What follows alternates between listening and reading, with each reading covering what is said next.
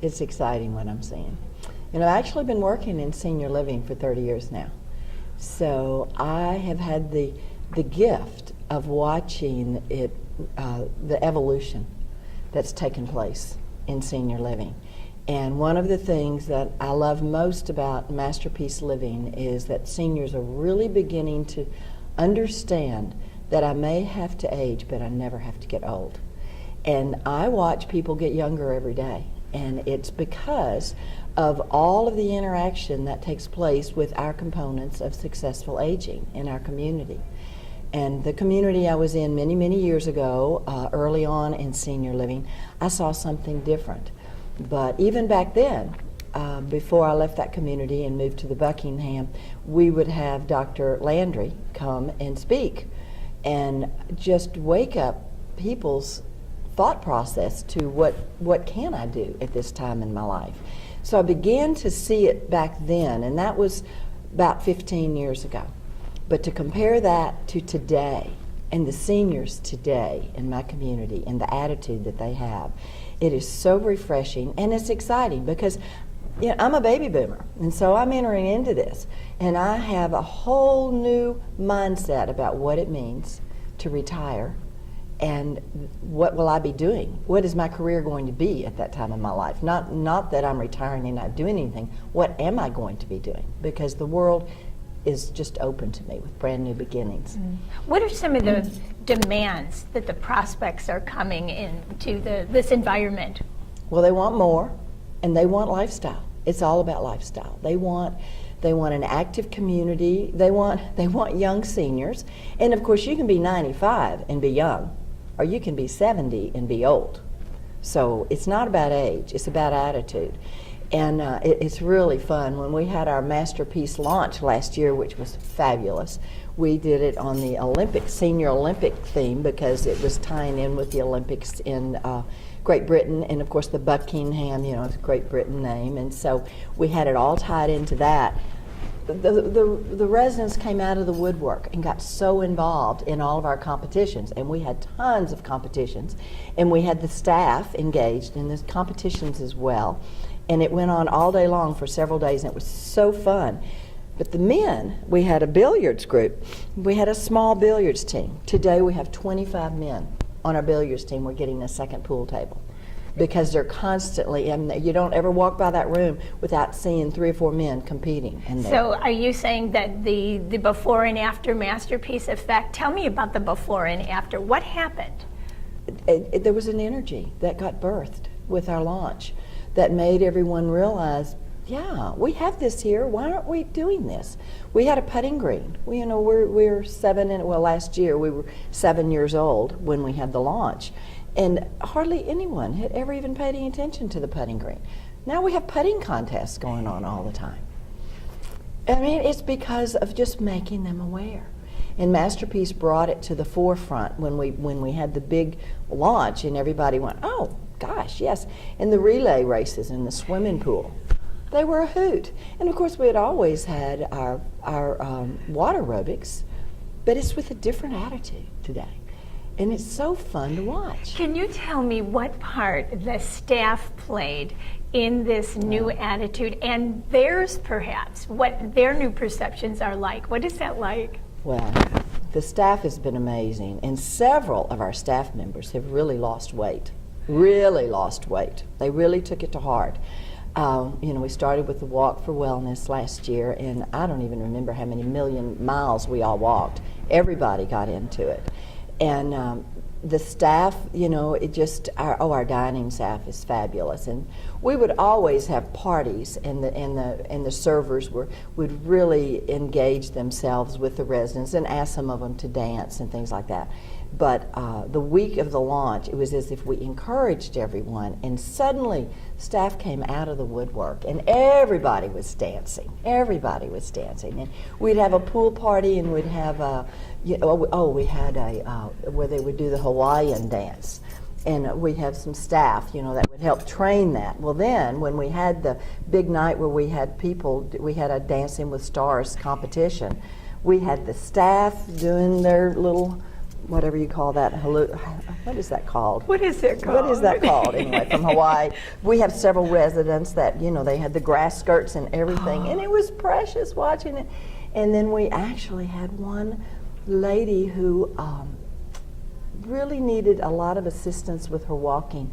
You should have seen her on the dance floor. Oh. It was priceless, and we have it on, we videoed it. It was priceless to watch her dance around that dance floor with the young man that was dancing with her. And it was, everybody was so excited, and the staff, they saw what a difference it made.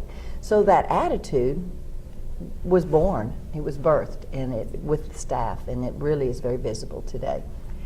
What is one thing you would tell a community that is not sure about becoming a partner with Masterpiece? What is one thing you could say to them that would possibly encourage them to be brave and to take part in something that they... I think I would have to ask them, how do you see your life when you're retired? What would you want your life to be when you're retired? Do you want to feel young at heart?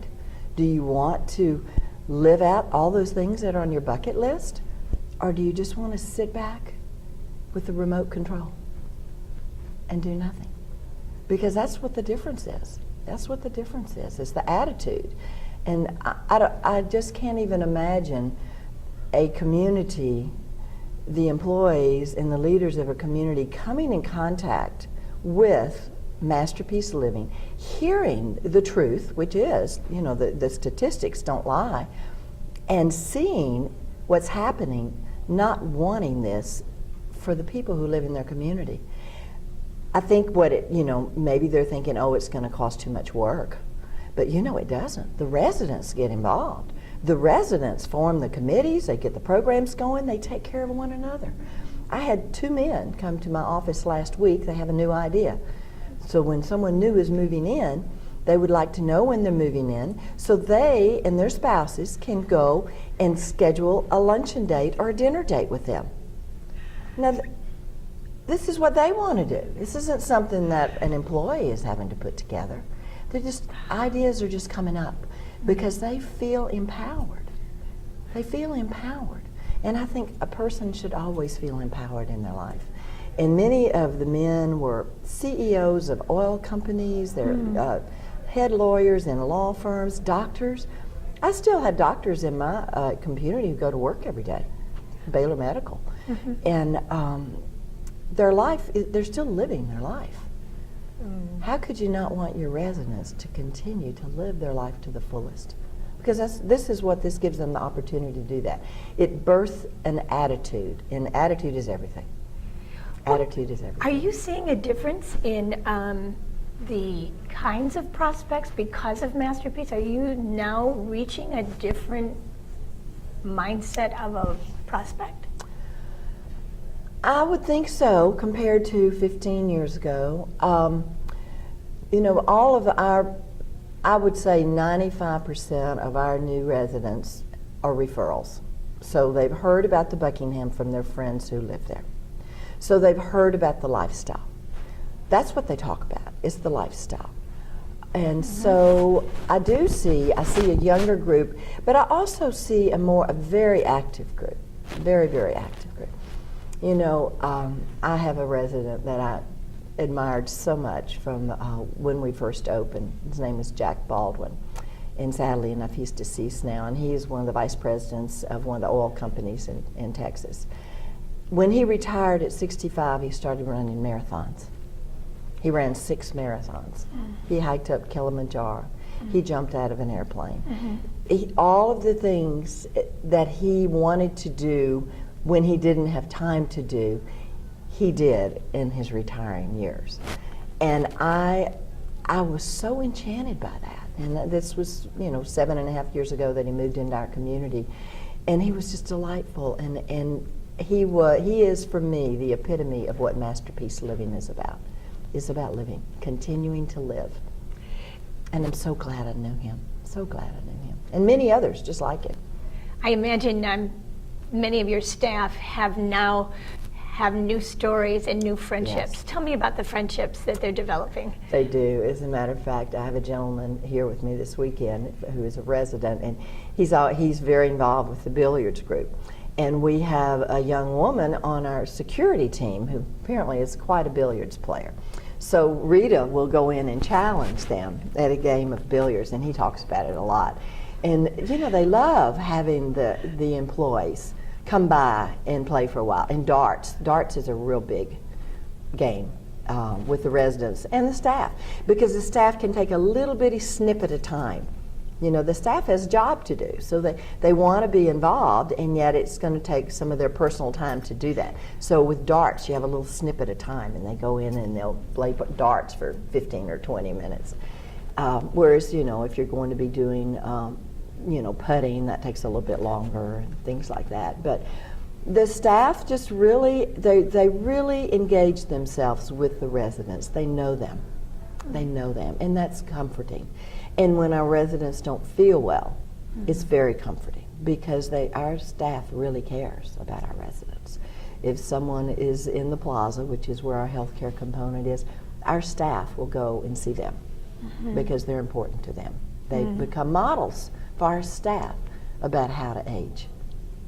Good Cathy, models. thank you so much. Well, thank you.